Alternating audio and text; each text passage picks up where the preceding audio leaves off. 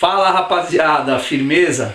Pessoal, nós vamos fazer uma experiência da hora hoje com vocês aqui. Na verdade são duas, tá? É que o assunto é o mesmo. Nós vamos falar sobre enzimas, dando continuidade a uma outra experiência que nós já fizemos alguns dias atrás. Por que eu quero fazer as duas juntas? Porque são dois grupos de enzimas extremamente importantes. Uma delas está relacionada com um conhecimento popular que eu acho interessante a gente saber, que é a bromelina. Muitas pessoas falam que depois que a gente come muita carne, por exemplo, num churrasco, é importante você comer abacaxi ou tomar suco de abacaxi, que pode ajudar na digestão. Será que isso acontece realmente? Vamos tentar descobrir na experiência aí, né? Por quê? Porque a enzima presente no abacaxi é a bromelina, nós vamos falar bastante dela, tá? E a outra experiência é sobre um grupo de enzimas extremamente importante, que são as peroxidases. São enzimas que ficam dentro de organelas chamadas peroxissomos e são fundamentais para o nosso organismo. Por quê? Porque elas costumam degradar substâncias tóxicas que eventualmente surjam dentro das nossas células através da própria atividade metabólica da célula, e elas podem trazer prejuízos graves às células do nosso organismo. E é importante nós conhecermos como que elas atuam. Vamos lá? Então vamos fazer primeiro aqui o experimento da bromelina. Bom, o que eu fiz aqui, tá? Nesse copinho, eu acho que vocês conseguem ver, eu fiz uma gelatina incolor. Como é que vocês vão preparar essa gelatina? Vocês vão seguir as orientações do rótulo do produto, mas eu vou dar umas dicas para vocês, tá? Normalmente o pacotinho de gelatina, ele vem com 12 gramas e a gelatina precisa ser hidratada primeiro. Então é importante que você use uma água gelada. Não derrube a gelatina de uma vez na água. Você vai pegar 5 colheres de água gelada, colocar num potinho, e aí você vai derrubando vagarosamente a gelatina naquela água gelada e vai mexendo com uma colher até que ela hidrate. Ela vai virar uma pasta semi-sólida, tá? Aí você deixa 5 minutos ali hidratando, depois tem que levar no micro-ondas por 15 segundos até que ela volte a ficar liquefeita. Não pode deixar ficar mais do que 15 segundos, senão você vai acabar cristalizando, pode cristalizar a gelatina, tá? Depois que você deixou ela líquida novamente, aí eu aconselharia que vocês diluíssem numa água morna. 300 ml está bom, tá? Ela seria suficiente para 500 ml, mas 300 ml é melhor, porque aí a gelatina fica mais consistente. E depois que esfriar é só colocar na geladeira, tá? Bom, então aí eu tenho 3 copinhos aqui. E aí o que eu fiz? Eu peguei um terço de um abacaxi, descasquei, cortei em cubos e coloquei no liquidificador para bater com 2 copos de água. E fiz um suco de abacaxi, como vocês estão vendo aqui, tá? Só que eu peguei uma parte do meu suco de abacaxi e fervi o suco. Então aqui é suco de abacaxi fervido, tá? No segundo. E no terceiro aqui nós temos água pura, tá? Bom, o que a gente vai fazer então? É bem simples. Eu só vou preencher o copinho aqui com o suco de abacaxi in natura. No segundo caso, eu vou preencher aqui o copinho com o suco de abacaxi que foi fervido. Aí é lógico que você tem que deixar esfriar esse suco de abacaxi, né? Para depois colocar aqui, senão vai derreter a gelatina. E no terceiro, a gente vai preencher com água. Por que esse aqui a gente está fazendo com água? Esse que leva a água é o nosso controle, tá? E aí o que a gente tem que fazer? Tem que deixar horas para ver o que vai acontecer. Como a gente não tem condições agora de esperar muito tempo, eu já tenho o meu experimento que foi feito aqui, tá? Esse aqui é o da gelatina que recebeu o suco de abacaxi in natura.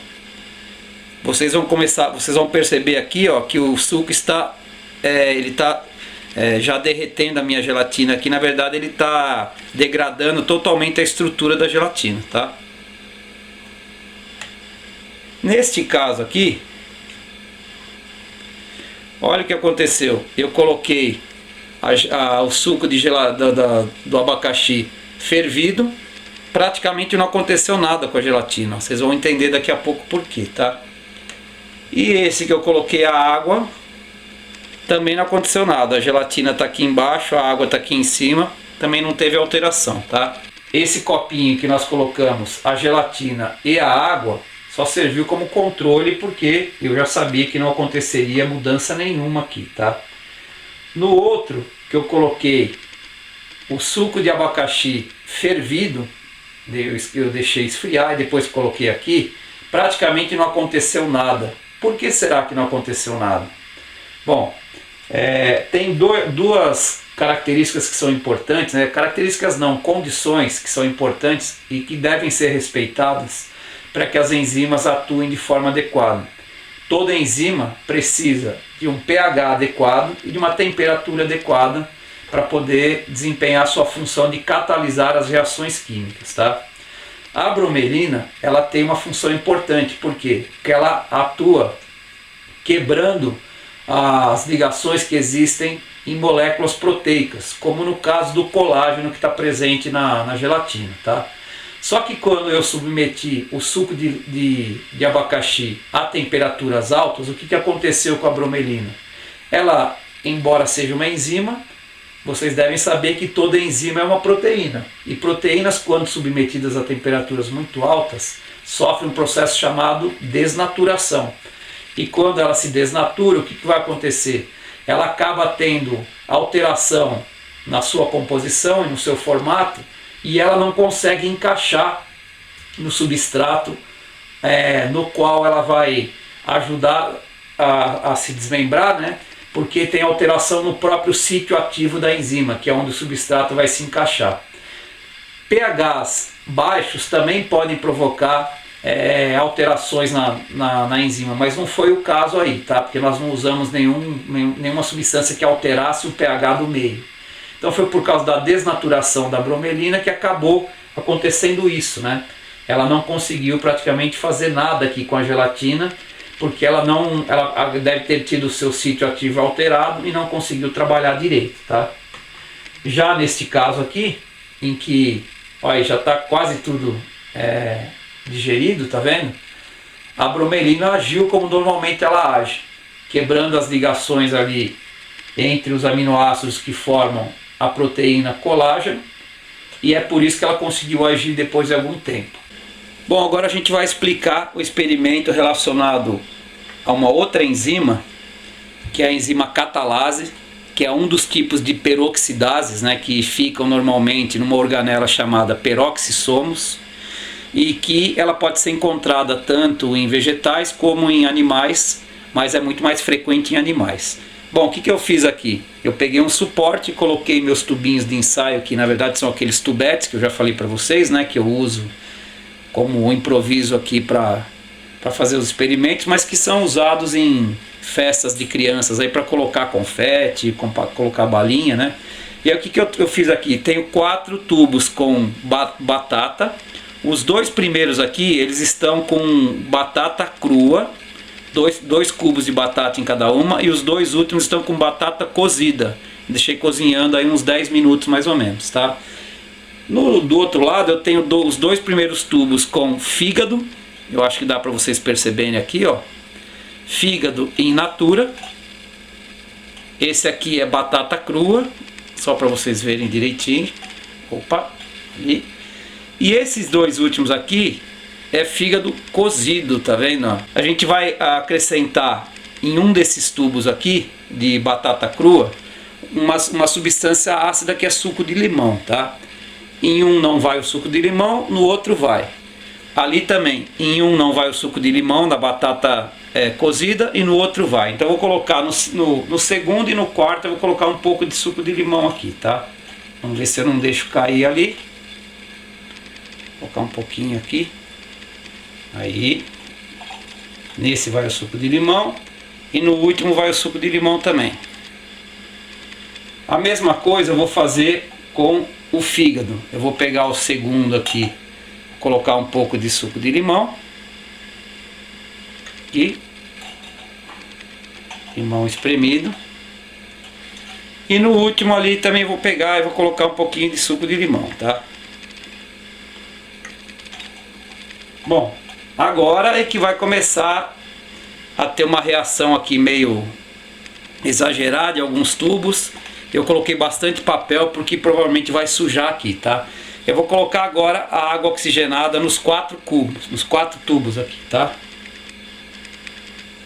Vou colocar aqui até cobrir a batata. Vou colocar um pouco aqui. Vou colocar um pouco aqui também, até cobrir a batata ali. E vou colocar nesse aqui também, tá? Agora aqui é que vai ser o problema, ó. Já estão vendo o que está acontecendo aí, né? Vai começar a sair essa espuma já já para fora do tubo, tá?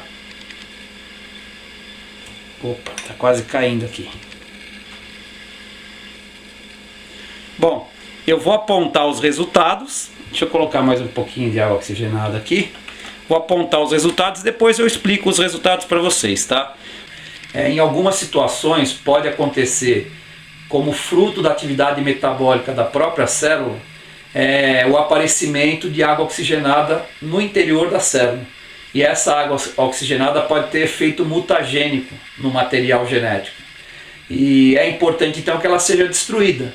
E quem é que faz esse desmembramento da água oxigenada? É justamente essa enzima chamada catalase. No cubo com batata crua, que não recebeu o suco de limão, vocês estão vendo que está espumando. Isso aqui na verdade são bolhas de oxigênio, tá? Nesse segundo aqui que tem o suco de limão, não aconteceu nada. Opa. Assim como neste que recebeu água oxigenada, mas a batata está cozida, também não aconteceu nada. E neste último que recebeu o suco de limão e está com batata cozida, também não aconteceu nada, tá? No caso aqui do fígado, vocês perceberam que no primeiro tubo a reação foi extremamente intensa, mais do que na própria batata ali. Se eu jogar mais água oxigenada, vai continuar reagindo mais ainda. E aquele cubinho lá, aquele tubinho não quer ficar parado não, hein? É que meu suporte aqui não é adequado, né? Bom, nesse aqui, que recebeu o suco de limão, até que teve um pouquinho de reação aqui, tá? Já já eu explico para vocês por quê. Nesse aqui que está com o fígado cozido e não recebeu o suco de limão, não teve reação nenhuma. E neste último, que recebeu o suco de limão e está com o fígado cozido, também não teve reação, tá? Por que será que neste tubo aqui, em que tinha fígado in natura, teve uma reação extremamente intensa? Porque células animais possuem percentuais mais elevados do que células vegetais dessa enzima chamada catalase, por isso que a reação foi tão intensa, tá? Mas não quer dizer, aquele mesmo tubinho está caindo ainda, tá vendo? Mas não quer dizer que nas células vegetais não ocorra a mesma coisa. Vocês viram que ainda está até borbulhando, ó. É que nesse caso que o tubo tinha a batata crua, também teve reação, não tão intensa como no fígado cru, mas a reação também foi bastante expressiva, tá? Por que será que nos dois tubos que receberam o suco de limão, até teve um pouquinho de reação, né? Tanto aqui no fígado cru como na batata crua, mas bem pouco expressiva se comparado com aquela que não recebeu o suco de limão. Ao usar uma substância ácida, automaticamente nós alteramos o pH desse meio. E como eu falei, né, agora há pouco, alterações no pH, principalmente queda no pH, podem também desnaturar as enzimas, né?